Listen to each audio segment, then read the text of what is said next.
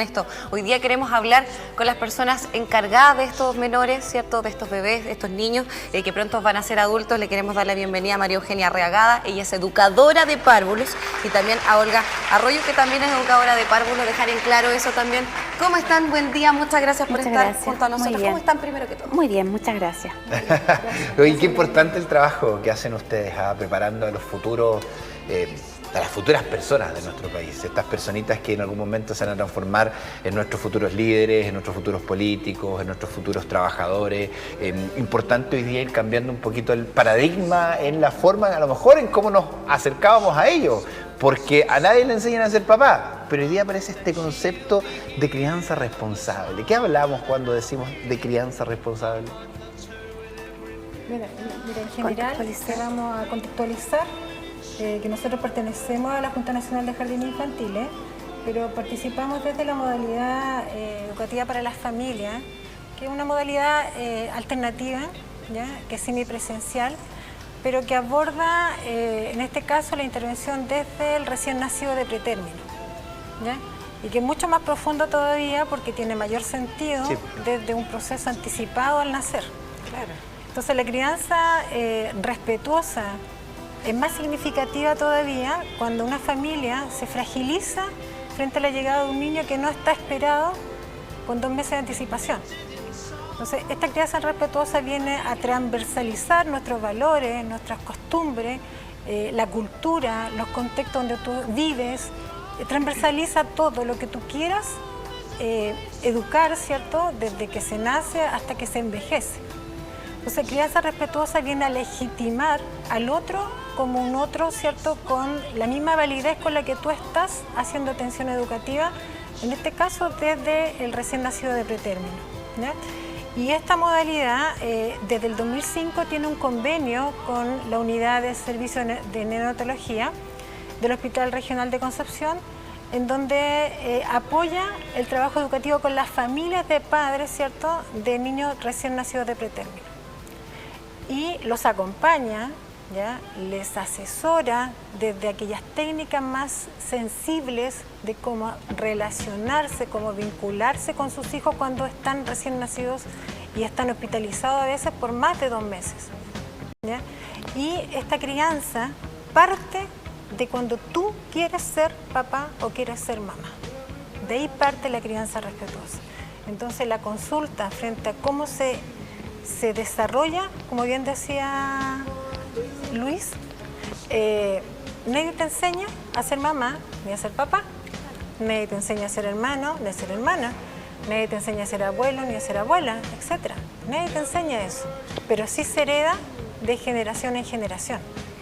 Y eso es un insumo que posibilita cómo tú te legitimas frente al otro. Es importante lo que dice usted, porque finalmente a veces sin querer nuestros papás cometieron errores, o nuestros abuelos, y ellos también los repitieron, porque es algo inconsciente de cierta manera. Por lo mismo también aquí estamos colocándonos en el ambiente o en el ámbito de ser conscientes de cómo estamos actuando con nuestros hijos, desde muy pequeños, independiente obviamente si fue planificado o no. Yo creo que parte desde ese punto, el entender de que claro, ahora somos papás, nos vamos a poner en ese plano y vamos a tratar de hacerlo lo mejor posible, pero obviamente que sí podemos cometer errores, porque es humano, pero ustedes están dando ese respaldo, ese apoyo.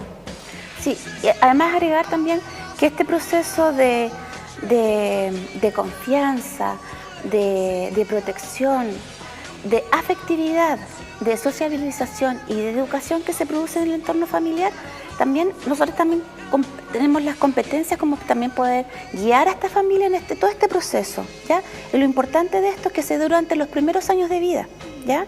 Este proceso de crianza respetuosa se debe generar en los primeros años de vida. ¿Para qué? Para generar en este niño o niña habilidades o destrezas que son prosociales. Las habilidades blandas. ¿Y cuáles son estas habilidades que tienen que potenciarse con este tipo de crianza? Como decía María Eugenia, las prosociales significan que se anticipan a las que se van a determinar por el resto de la vida, que son las sociales, ¿ya? Y estas prosociales son muy significativas porque, si bien es cierto, muchas familias interpretan que cuando son muy pequeños, menores de 3 años, dicen no, todavía no es necesario porque son bebés. no, sí, no porque no comprenden, no porque es esto. Pero si uno indaga dentro de nuestros exponentes, como Humberto Maturana bien lo señala, nosotros somos mamíferos emocionales, ¿ya? Y hasta que no aparece el lenguaje, no existe raciocinio. Y el lenguaje es un instrumento súper fundamental para comprender que el otro ya me entiende lo que le estoy entregando, ¿cierto? Desde la emocionalidad, pero sin embargo él está cuestionando, ahora está pensando y ejecuta el lenguaje. Por lo tanto, ese es el primer momento en donde tú puedes instalar una primera habilidad prosocial. ¿Y cuáles son las características que tienen estas familias de crianza respetuosa? Bueno, son familias que están llanas a que sus niños y niñas... A ver, la primera de ellas es que una familia que tiene esta característica de crianza respetuosa son familias que escuchan, ¿ya?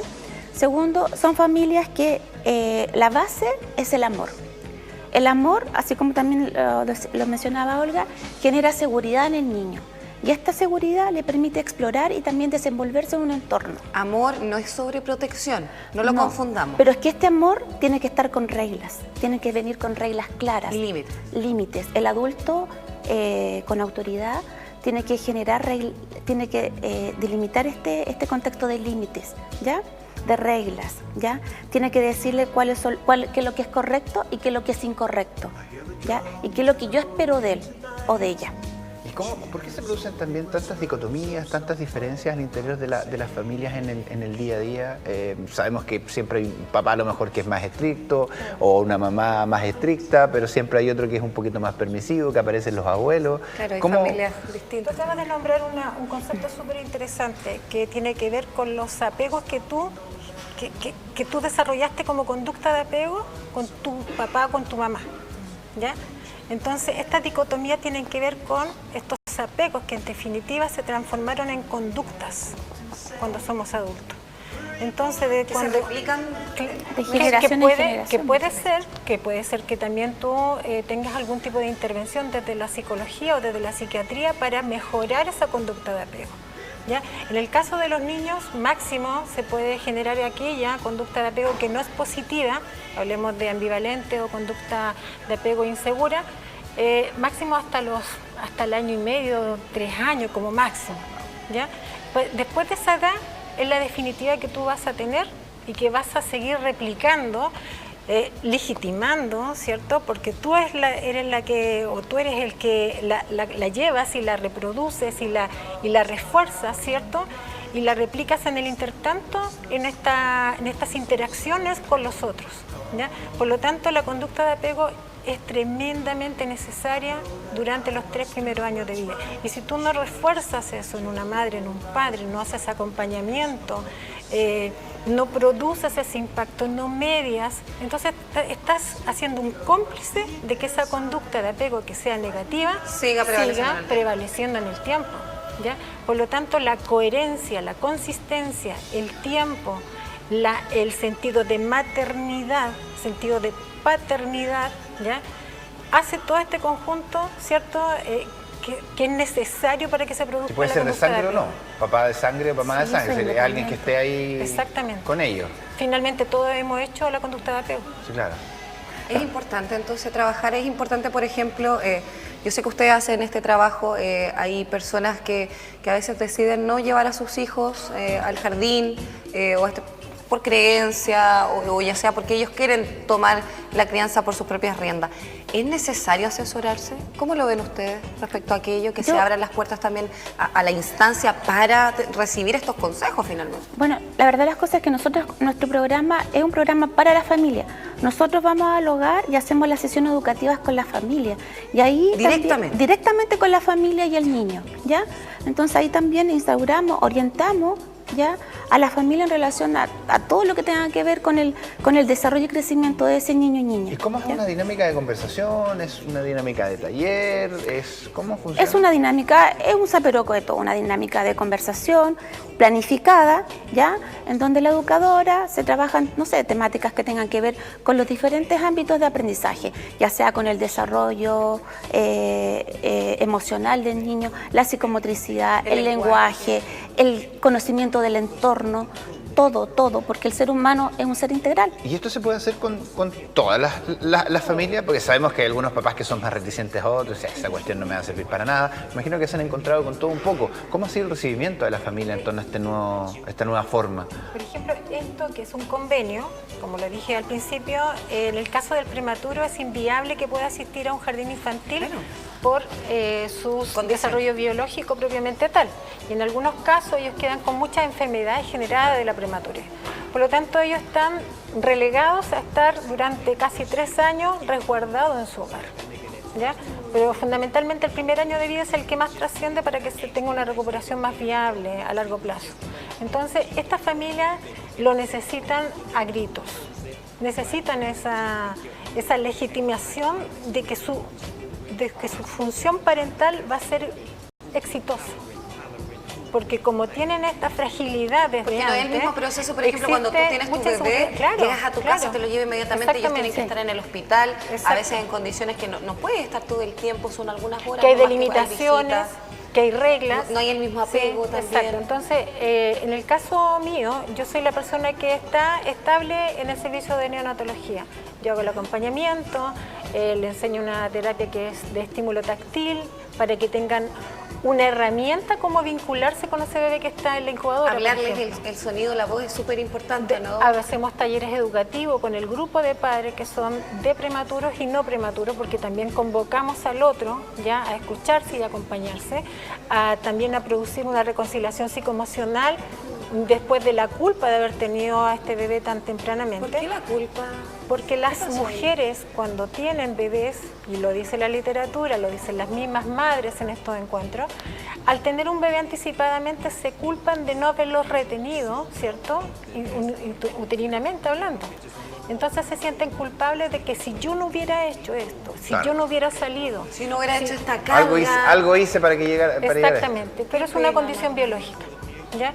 Y en el intertanto se van tratando de eliminar estas culpas y se produce una reconciliación psicoemocional. Qué importante y también el trabajo de las mamás. Muchas mamás posterior al parto sufren esta depresión postparto que también influye en la interacción, en la conexión, en el apego que tienen con sus bebés. ¿Ahí también hay ayuda? También ayuda, nosotros lo acompañamos, pero específicamente es el grupo del recién nacido de pretérmino por ser niños muy pequeños, de 1500 gramos y 32 semanas hacia abajo. Entonces son grupos muy puntuales, muy significativos, y la cantidad es bastante amplia de las que nacen solamente en el hospital regional. Hay harta cantidad de prematuros. 100 al año aproximadamente. Es harto. Son hartos, solo ahí. ¿Ya? Entonces después que hacemos toda esta intervención, hacemos talleres desde el punto de vista del desarrollo neuroconductual mientras están hospitalizados, y hacemos el enlace con María Eugenia para después lo que viene en el seguimiento educativo al hogar, en donde nosotros valoramos eternamente el contexto donde se da, en el hogar. Claro, o sea, es todo un seguimiento, es Un todo un acompañamiento exactamente. desde el hogar. Y ahí la educadora de párvula profesional interviene, por ejemplo, en esta temática que tienen que ver con las pautas de crianza. Qué importante lo que estamos conversando hoy día, porque finalmente, como ustedes lo decían, si nosotros tal vez no tuvimos la experiencia de tener un hijo prematuro, no sabríamos que existen estos grupos multidisciplinarios que están apoyándolo, y porque es necesario finalmente. Qué fuerte lo que dice usted, porque las mujeres se sienten culpables por haber sido madres de un hijo prematuro y finalmente no es su culpa, es algo biológico, es algo que puede pasar y que es más común, o sea, más de 100 mujeres al año solamente en el hospital regional. Entonces yo creo que aquí es importante que las personas sepan el trabajo que ustedes realizan y que tienen un apoyo ¿Y también. cómo podemos precisamente hacer ese llamado, esa invitación para que se puedan acercar a Junji? ¿Quiénes pueden acercarse? ¿Cómo lo pueden hacer? Bueno, en este caso, Olga es la que está de manera permanente en el hospital. Ella es la que hace la contención y la inscripción y el momento de encantamiento, tal vez, para que nosotros también podamos... Se pueden acercar. Acercar también a ellas, porque están en otro proceso. ¿Pero hay que tener algún requisito para estar en Junji? ¿Todos podemos ingresar? En el caso de este convenio es netamente desde el servicio Concepción Arauco, porque el hospital regional es el referente de la provincia de Concepción Arauco, no así el hospital Higueras, ¿ya? Que es su referente del servicio de salud Talcahuano. Claro. Entonces este convenio ha nacido para tratar de quedarse y ampliarse a los otros hospitales y también salir de la región. Claro. Porque si bien es cierto, esta instancia se ha valorado mucho en experiencia a nivel nacional, en congresos, en seminarios. ¿Estás pionero acá? Sí, Sí. Entonces queremos completar este ciclo, que ya lo tenemos desde el 2016 como seguimiento. Anteriormente solamente era intervención en el hospital. Entonces ahora desde 2016 ya tenemos un referente de más de 100 niños en seguimiento educativo que después son trasladados o hacen traslado a los jardines infantiles. Y siguen su conducto Sí, normal. exacto. La continuidad en el Entonces proceso. hay una continuidad educativa que Junji ha privilegiado por sobre otros referentes alternativos como programa educativo, y él le ha dado esta prioridad para que en realidad nosotros lo potenciemos, lo podamos compartir con otras regiones, porque sabemos sin que a duda. nivel nacional también hay otros Y hay sectores buenos resultados. y hay resultados muy positivos, muy favorables. Entonces nosotros tenemos no solamente la intencionalidad del acompañamiento, tenemos el material de la enseñanza que se le privilegia dejarle, ¿cierto?, mensualmente a la familia. Súper. Tenemos el Plan Nacional de la Lectura, que hacemos un hábito Qué bueno. al interior de las familias. La ¿cierto? lectura también Exactamente, une sí. y hace el apego emocional también de las familias, que es importante. Tías educadoras, yo sé que su trabajo es fundamental, quiero felicitarlas también porque ustedes son pioneras, que se sepa. Ojalá se pueda implementar en otras partes de Chile, porque no solamente en la región del Biobío nacen niños prematuros y necesitan también este apoyo de las familias. Así que muchas gracias por estar hoy día con Muchas nosotros. gracias. Cualquier cosa que tengan que contarnos respecto a este tema, ustedes vuelven, porque es importante. Exactamente. Muchas Si gracias. se llega a replicar, aquí vamos a estar. Eso. Eso, Gracias. gracias. Que estén muy bien. Yo me voy a parar.